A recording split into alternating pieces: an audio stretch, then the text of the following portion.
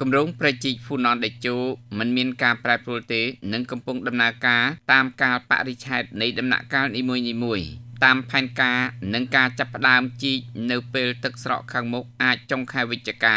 ឬដើមខែធ្នូឆ្នាំ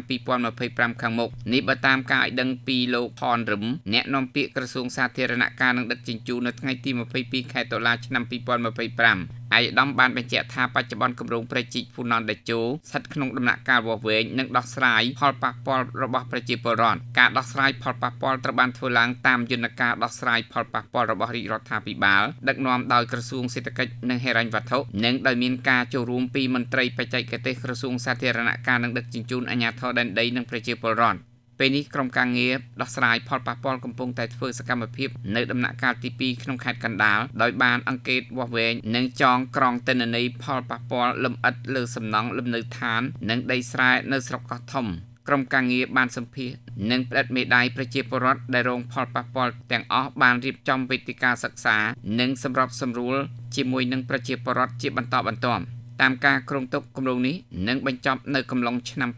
2028ខាងមុខដោយមិនមានការប្រែប្រួលទេ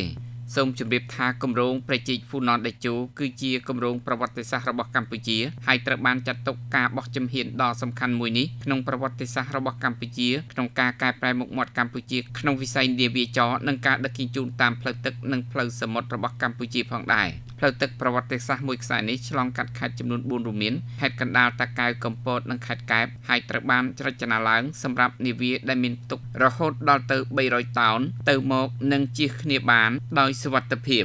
គម្រោងដ៏ធំសម្បើមនិងមានអត្ថន័យជាប្រវត្តិសាស្ត្រនេះគឺជាគំនិតមួយដើមដ៏ខ្ពង់ខ្ពស់ប្រកបដោយចក្ខុវិស័យយុទ្ធសាស្ត្រវែងឆ្ងាយរបស់សម្ដេចតេជោហ៊ុនសែនអតីតនាយករដ្ឋមន្ត្រីបច្ចុប្បន្នជាប្រធានព្រឹទ្ធសភាគម្រោងនេះបានបន្តយកចិត្តទុកដាក់និងអនុវត្តប្រកបដោយប្រសិទ្ធភាពនិងធម៌ពលដោយរាជរដ្ឋាភិបាលនីតិកាលទី7នៃរដ្ឋសភាក្រោមការដឹកនាំប្រកបដោយគតិបណ្ឌិតរបស់សម្ដេចធិបតីហ៊ុនម៉ាណែតនាយករដ្ឋមន្ត្រីដើម្បីបន្សល់ទុកជាប្រវត្តិសាស្ត្រសម្រាប់ជាប្រយោជន៍ដល់អ្នកជំនាន់ក្រោយយូរអង្វែងបន្តទៀត